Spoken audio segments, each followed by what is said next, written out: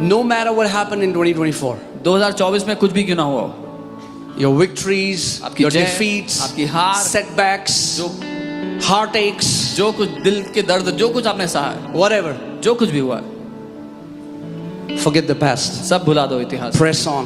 आगे बढ़ो, Press on. जोर लगाओ आगे I'm की ओर telling बढ़ने you, के लिए। we are entering a glorious 2025 in the name of Jesus. मैं बता रहा हूँ, हम महिमा से भरे हुए 2025 में प्रवेश And कर can रहे I tell you, 2025, whatever good you saw, you will see 5 times goodness of God in the year 2025 in the name of Jesus. हैं। और मैं बता दूं, जो आपने 2024 में देखा है उससे 5 गुना ज्यादा परमेश्वर की भलाई अपनी जिंदगी में आप देखने वाले हो यीशु के नाम में 2025 में। Amen. But you decide now how 2025 will be. लेकिन आप अभी तय करो कि 2025 कैसा होगा। Your ear will not tell you. You will tell the year. You prophesy to 2025. 2025, I prophesy, this is how you shall be.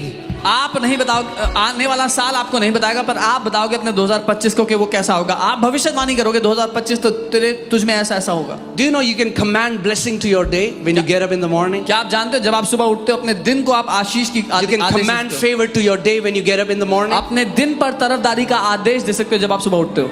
Amen. आमीन। Job 22:28 says, Thou shall decree a thing, and it shall be established for you, and light will shine in your path. अय्यूब 22 का 28 कहता है, जिस बात की तू घोषणा करेगा वो तेरे लिए स्थापित हो जाएगी और तेरे रास्ते पर प्रकाश होगा। Huh? रास्ते पर प्रकाश होगा। Huh?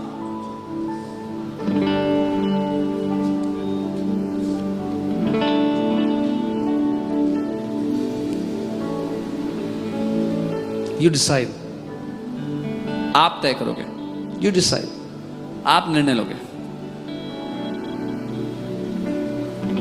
And the good thing is, और अच्छी बात यह है, see, the people of the world do it with willpower.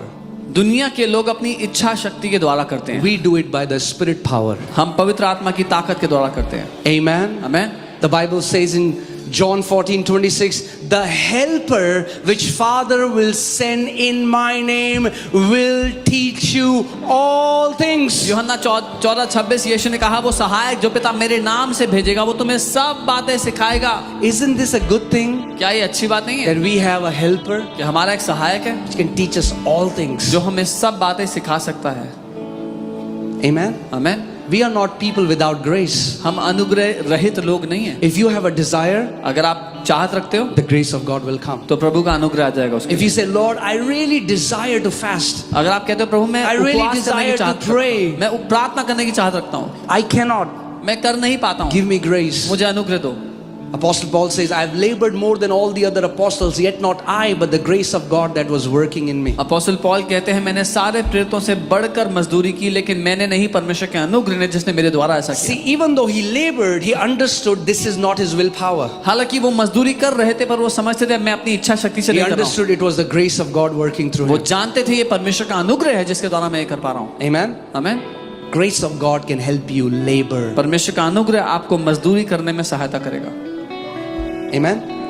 Grace does not mean that we live an undisciplined life. अनुग्रह का ये मतलब नहीं है हम अनुशासन रहित जीवन In जिएं। fact, the Bible says in Titus 2:11, this grace of God that brings salvation to all men has appeared, teaching mankind to deny ungodliness. That means when you live under grace, you can boldly say no to ungodly lifestyle. पर तीतुस 2:11 बताता है कि जो परमेश्वर का अनुग्रह है वो प्रकट हुआ जो सब मनुष्यों को उद्धार का कारण है, जो हमें अधार्मिकता को ना बोलना सिखाता है। जब आप अनुग्रह के द्वारा जियोगे तो अब आप अधार्मिकता को मना कर पाओगे अपने जीवन के लिए। Amen. आमीन। So we are not living by willpower, हम इच्छा शक्ति से नहीं जी रहे, living by spirit power. हम आत्मा की शक्ति से जी रहे हैं। Amen. आमीन। A standby, a helper, एक सहायक, a counselor, एक मददगार, a teacher एक सलाहकार, एक शिक्षक is always there with you. जो हमेशा आपके साथ है। All that, see, if you have desired अगर and आप- if you know what you want, अगर आप चाहत रखते हो और आपको पता है आपको क्या चाहिए, 70% of the job is done. 70% काम हो चुका है, It's done. हो चुका है पूरा। Now the grace will come. अब अनुग्रह आएगा उसका। Amen. So I want to give you 3 spiritual disciplines तो मैं आपको 3 अनुशासन देना चाहता हूँ, आत्मिक अनुशासन। for you, for me, आपके लिए, मेरे लिए। Let's do that in 2025 2025 में हम ऐसा करें and become Michael Phelps in the spirit. और आत्मा में माइकल फेल्प्स बन जाएं। Amen. Amen. Hallelujah. So first is पहला है the discipline of prayer. प्रार्थना का अनुशासन।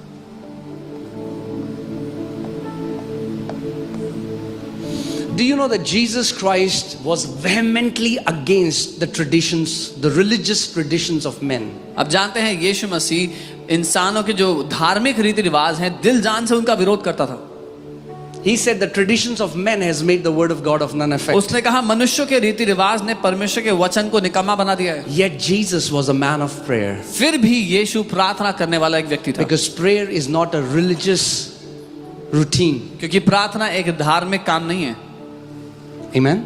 आमेन। See, so many times we say verses like, as he is, so are we. कई बार हम कहते हैं जैसा यीशु है वैसे ही हम भी हैं।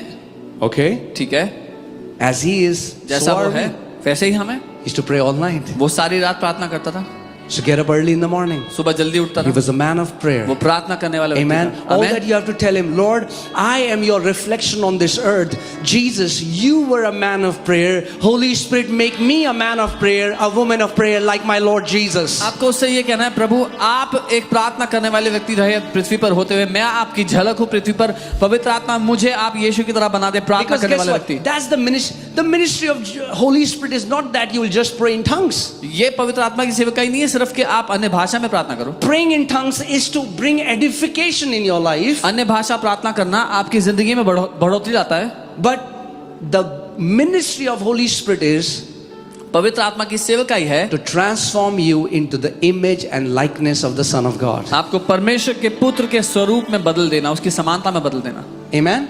आमेन।